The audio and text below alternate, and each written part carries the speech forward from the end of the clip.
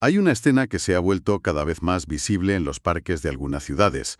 Grupos de jóvenes corriendo a cuatro patas, saltando vallas con una agilidad que ya querría yo para mí, imitando los movimientos de un zorro, de un lobo, de un gato salvaje. Sí, sí, los he visto. Y la primera reacción es de desconcierto. ¿Es un nuevo deporte extremo? ¿Un reto viral de TikTok? ¿O estamos viendo algo mucho más profundo? Y la respuesta, ya te adelanto, no es nada sencilla. De hecho, es increíblemente compleja. Totalmente. Hoy vamos a intentar entender el fenómeno Therian. Tenemos sobre la mesa un montón de material que nos han compartido, desde análisis psicológicos y artículos de opinión hasta testimonios personales en foros. Y sinceramente, el puzzle es fascinante. Sí, es un buen punto de partida. Nuestra misión hoy es ver si podemos encajar todas estas piezas. Es un buen planteamiento, porque hay que ir más allá del vídeo viral para entender qué hay detrás. Claro. Y es fundamental aclarar desde el minuto uno algo en lo que todas las fuentes coinciden. No se trata de personas que creen que su cuerpo físico es el de un animal. No hay un delirio. Eso es lo primero que hay que quitarse de la cabeza. La clave, y todo el debate, gira en torno a la diferencia entre la realidad biológica y la identidad subjetiva. Una identidad que, según lo que he leído, puede ser psicológica o incluso espiritual. Suena a que tenemos mucho que desgranar. Desde luego. Propongo que empecemos por lo básico.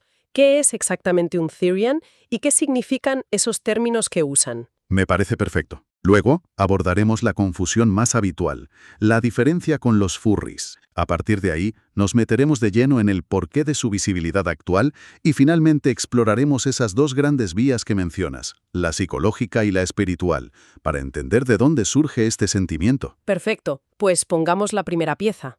¿Qué es, en esencia, un Therian? El nombre ya nos da una pista, ¿no? Sí, viene del griego. Viene del griego therion, animal salvaje, y anthropos, hombre. Efectivamente.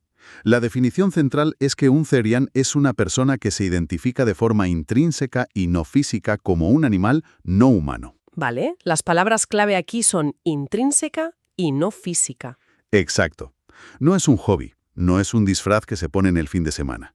Es una parte fundamental de su autoconcepto. La sensación persistente de que su esencia, su verdadero yo, no es humano. O sea que se miran al espejo, ven a una persona, pero internamente sienten la identidad de, por ejemplo, un lince.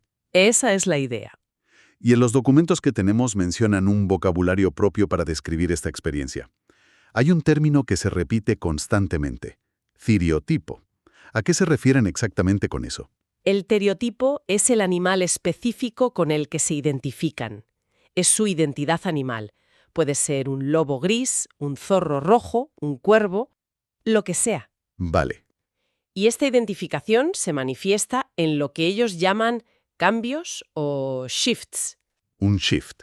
Suena a transformación, pero ya hemos dicho que no es algo físico. En absoluto. Un shift es un episodio temporal en el que sus percepciones, sus instintos o sus impulsos mentales se alinean de forma muy intensa con su teriotipo. O sea, como un pico de intensidad en su sentir. Eso es. Pueden sentir ganas de aullar, de buscar un refugio o percibir su entorno de una manera más animal. Pero, y esto es crucial, en todo momento son conscientes de que son humanos en un cuerpo humano. No pierden la conciencia de la realidad. Nunca. Es una experiencia puramente interna, una superposición de sensaciones. Entendido. Y luego está la parte más visible, la que nos ha llamado la atención a todos en los parques. Los 4 Bics. Uf, sí. Que, por cierto, viendo los vídeos, requiere una forma física impresionante, ¿eh? Es una disciplina deportiva en toda regla. Es la práctica de correr, saltar y moverse a 4 patas imitando la locomoción de su teriotipo. Y no es solo por diversión, por lo que entiendo. No, para muchos es una forma de conectar con esa identidad, de darle una expresión física y de liberar energía. Varios testimonios en las fuentes lo describen como una herramienta increíblemente eficaz para gestionar la ansiedad y el estrés. Ah, mira. Es deporte, expresión y terapia, todo en uno. Vale, entiendo los conceptos básicos, pero tengo que admitir que lo primero que me vino a la cabeza al ver las imágenes, con las colas y las máscaras, fueron los furries. Claro, es inevitable. ¿Qué diferencia hay realmente? Porque, a simple vista, la estética puede parecer similar, y creo que ahí está la gran confusión. Es la confusión más común y es el punto donde se trazan las líneas más claras. La diferencia es la motivación de raíz. Es una cuestión de ser frente a gustar. A ver, desarrolla eso. Para un Therian, como decíamos, es una cuestión de identidad interna. El estereotipo es quiénes son. Es algo que no eligen. Exacto. Si usan accesorios, como una cola o unas orejas, suelen ser sencillos, a menudo hechos a mano, y sirven como un recordatorio personal de su identidad o para aliviar esa sensación de falta corporal. No buscan un disfraz. En cambio, los furries, El mundo furry es un fandom, una afición. Su motivación es el aprecio por el arte antropomórfico, es decir, animales con rasgos humanos. les gustan los personajes. Les encantan. Disfrutan creando personajes, interactuando en una comunidad y en algunos casos vistiendo fursuits, que son disfraces completos muy elaborados y a menudo carísimos. Es un hobby. Es un hobby, una forma de expresión creativa y social. O sea que, para simplificarlo mucho, si le preguntas a un Tyrian por qué lleva una cola, podría decirte, porque siento que debería tener una. Sí, Si le preguntas a un furry, te dirá, porque es parte del disfraz de mi personaje al que le tengo mucho cariño. has dado en el clavo. Uno es identidad, el otro es afición. Vale, Y para complicar un poco más el panorama, las fuentes también mencionan a los Otherkin. que ya es otro nivel. Otro nivel, sí. Se identifican con seres mitológicos o fantásticos, como dragones, elfos o hadas. Esto demuestra que la exploración de identidades no humanas es un espectro muy amplio. Un espectro que parece estar haciéndose muy visible ahora. Y esa es la siguiente gran pregunta. Si esto no es nuevo, ¿por qué ha explotado de repente? Buena pregunta. ¿Por qué ahora vemos a jóvenes practicando quadrópics en los parques, y no hace 10 años? Pues, como en tantas otras cosas, la respuesta parece estar en un cóctel de 3 ingredientes, con Internet como principal catalizador. Globalización digital. Sin duda. Pero, y aquí te lanzo la pregunta, ¿estamos seguros de que TikTok e Instagram están creando esta identidad? ¿O simplemente la están sacando a la luz? Porque parece una distinción importante, era algo que ya existía en la sombra. Esa es la clave. Las fuentes sugieren que no es una invención de las redes, sino un acelerador, Un altavoz. un altavoz gigantesco. Las redes no crean el sentimiento, pero le dan un nombre, una comunidad y, sobre todo, visibilidad. Imagina un adolescente que se siente profundamente desconectado de sus pares, con instintos que no comprende. Y de repente ve a miles de personas que sienten lo mismo. Exacto. Descubre en TikTok a miles de personas que describen exactamente lo que siente. Es un momento de validación potentísimo. Pasa de soy un bicho raro a pertenezco a una manada. Y supongo que eso se une al segundo factor que mencionan, una visión mucho más fluida de la identidad por parte de las nuevas generaciones. Justo. Se habla mucho de la fluidez de género o de orientación sexual, pero este fenómeno sugiere que esa flexibilidad se está aplicando a otros aspectos del yo. Se expande el concepto. Hay una mayor disposición a explorar y a expresar facetas de la identidad que antes se reprimían por miedo al ridículo o al ostracismo. La pregunta ¿quién soy? Se ha vuelto mucho más abierta. De acuerdo, comunidad digital y una identidad más flexible. Pero hay un tercer factor que proponen las fuentes que me parece el más provocador. A ver. Lo plantean casi como una especie de protesta subconsciente. Espera, ¿me estás diciendo que correr a 4 patas en un parque es una forma de protesta filosófica contra la modernidad? Suena un poco rebuscado, con todo el respeto. ¿De verdad lo plantean así de en serio? Lo plantean muy en serio. No como una protesta consciente y politizada, Vale. sino como una reacción casi instintiva. Pensemos en el entorno de un joven medio hoy. Asfalto, pantallas, estrés académico, una desconexión casi total del mundo natural. Entiendo por dónde vas. En ese contexto, identificarse con un animal salvaje puede ser un anhelo de libertad, de autenticidad, de reconexión con algo primario que sienten que han perdido. Una vía de escape. Es un acto de rebeldía silenciosa contra un mundo que perciben como artificial y restrictivo. ¿Una especie de configuración cerebral distinta? ¿O es algo que se desarrolla? Una creencia, casi una fe. Pues acabas de plantear la gran división que existe dentro de la propia comunidad y del análisis del fenómeno. Ah, sí. Las fuentes lo separan claramente en dos grandes vías, no excluyentes, para explicar el origen de la tirantropía: la psicológica y la espiritual. O es el cableado del cerebro o es un viaje del alma. Empecemos por el cableado. ¿Cómo lo explica la psicología? Suele generar un malestar que incapacite a la persona, sino una configuración neurológica atípica e involuntaria. O sea, no es una elección. No, Es decir, su cerebro, por las razones que sean, procesa la autopercepción de una manera que se alinea más con un animal que con el patrón humano estándar. ¿Y hay hipótesis más concretas sobre cómo se cablea un cerebro así? Sí, se barajan varias. Una es la teoría de la impronta animal. Impronta. Sugiere que durante una etapa crítica del desarrollo infantil, una persona puede tener una conexión o una identificación tan sumamente intensa con una especie animal que su autoconcepto se moldea de forma permanente en torno a ella. Como si ese animal se convirtiera en su modelo a seguir, a un nivel muy profundo. En el espejo en el que se reconoce, exactamente. Otra posibilidad que se menciona es que sea un mecanismo de adaptación, ¿no? Una especie de refugio psicológico. Correcto.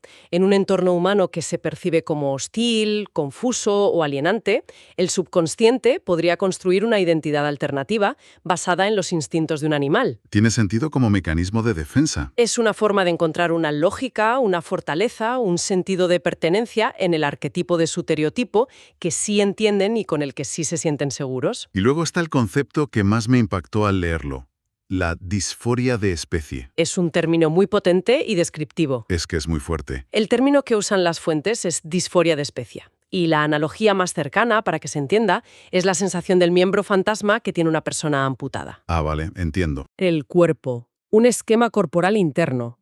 Si ese mapa incluye, por ejemplo, una cola, alas o garras, y el cuerpo físico no las tiene, se produce una sensación constante y angustiosa de que algo falta, De que tu cuerpo está incompleto. de que algo no encaja. Es una incongruencia profunda entre el yo percibido y el cuerpo real. Es increíble. O sea, la idea de que tu cerebro esté cableado para un cuerpo distinto al que tienes es vertiginosa. Te cambia por completo la perspectiva. Totalmente. Y esa es solo la mitad del asunto, porque luego está la parte espiritual, ¿no? Exacto. Y aquí dejamos el terreno de la neurociencia y entramos de lleno en el de las creencias metafísicas. Un cambio de registro completo. Sí, esta es la visión más antigua, la que conecta con tradiciones chamánicas y animistas de todo el mundo. La idea central es que el alma o el espíritu no se corresponde con la biología del cuerpo que habita. Y aquí, de nuevo, hay varias creencias distintas. La que a todos nos suena es la reencarnación. Es la más común. La creencia de haber sido un animal en una vida pasada y de que el alma actual conserva ecos, instintos o recuerdos fragmentados de esa existencia anterior. Entiendo. Muy cerca está la idea de las almas compartidas, la creencia de que en un mismo cuerpo cohabitan un alma humana y un alma animal, en una especie de simbiosis. También he leído sobre una conexión más directa, casi chamánica. Sí, se basa en un vínculo con un animal tótem o un espíritu guía, pero va un paso más allá de la simple devoción.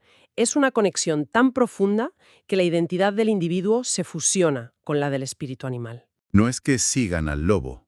Es que son el lobo a nivel espiritual. Y la última que se menciona es casi poética, la de la errancia espiritual. Es la sensación de ser un espíritu animal que por error, por destino o para cumplir una misión de aprendizaje, ha encarnado en un cuerpo humano, El alma en el cuerpo equivocado. en su máxima expresión. Y aunque para un observador externo pueda sonar a fantasía, las fuentes insisten en que para quienes lo viven, este sentimiento es tan real y definitorio como cualquier otra creencia religiosa o espiritual profunda. Es su verdad. Con este panorama tan complejo, con explicaciones que van de la neurociencia a la metafísica, llegamos a la pregunta del millón. ¿Qué significa todo esto para el resto de la sociedad? Uf, ¿Cómo gestionamos algo tan íntimo cuando se manifiesta en público? es el punto de fricción, sin duda. Y es donde la comprensión se vuelve más necesaria que nunca. Precisamente uno de los documentos más interesantes que tenemos es una especie de manifiesto de entendimiento. Sí, es muy revelador. Intenta proponer un marco para la convivencia y su lema es muy claro: comprender antes de juzgar. Y para lograrlo, desgrana varios principios. El primero, que no se cansan de repetir, es el más importante para desmontar prejuicios. La distinción fundamental entre identidad y biología. Que saben perfectamente que son seres humanos. Exactamente. Insisten en que su identidad es interna, no una negación de la realidad física. Comprender esto, dice el manifiesto, es vital para evitar el pánico moral o la ridiculización. No van a morder a nadie, básicamente. No están intentando convencer a nadie de que se van a transformar en un zorro, simplemente expresan cómo se sienten por dentro. El segundo punto habla de un equilibrio delicado. Un respeto mutuo, no imposición, Pero, ¿dónde se traza esa línea? Suena a que es un equilibrio frágil. ¿Lo es? El argumento es que las personas Therian, como cualquier otra persona, merecen respeto por su identidad. Sin embargo, su identidad subjetiva no obliga al resto de la sociedad a redefinir la realidad biológica compartida. A ver, explícame eso. Es decir, se pide respeto para su vivencia, pero no se exige que un biólogo los clasifique como felinos. La convivencia, argumentan, se basa en ese equilibrio, ni ridiculización por su identidad, ni imposición de su identidad a los demás. Entendido. También se insiste mucho en ver a la persona detrás de la etiqueta. Claro, un contexto humanista. Más allá de la máscara o la cola, son jóvenes, y no tan jóvenes, con emociones, con necesidad de pertenencia, con una búsqueda interna de autenticidad. Son personas, al final. El objetivo es reconocer la enorme diversidad de la experiencia humana sin deshumanizar a nadie, por extraña o ajena que nos pueda parecer su vivencia. Y hay un último punto que me pareció fascinante, y es el que conecta todo esto con la historia, para que no parezca una simple moda de Internet. Es un punto crucial. Argumentan que esto no ha surgido de la nada. Es una manifestación del siglo XXI de una relación simbólica antiquísima entre la humanidad y el mundo animal. El chamanismo, los tótems. El chamanismo, los tótems tribales, los dioses con cabeza de animal, los arquetipos junguianos. La historia está llena de ejemplos de cómo hemos explorado nuestra propia psique a través de la figura del animal. Cierto. Lo que vemos ahora es una nueva versión de esa exploración, con las herramientas y en el contexto de la era digital. La verdad es que, repasando todo esto, hemos pasado de una imagen curiosa en un parque a desgranar una identidad increíblemente compleja, con raíces psicológicas, creencias espirituales y un impacto social muy real. Ha sido un viaje. Queda claro que no es un simple juego, sino una manifestación muy seria de la búsqueda de autenticidad en un mundo que a muchos, por lo que parece, les resulta cada vez más artificial. La conclusión principal que se extrae de todo el material es esa. El fenómeno Therian no es una amenaza, no busca redefinir la biología para todo el mundo, pero sí que actúa como un espejo que nos revela la enorme y a veces desconcertante complejidad de lo que significa ser uno mismo en la era moderna. Una pregunta que probablemente nunca ha sido tan difícil de responder. Y esto nos deja con una reflexión final.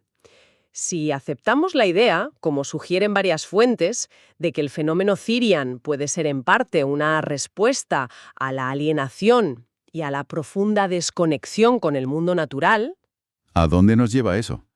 nos lleva a una pregunta inquietante sobre el futuro.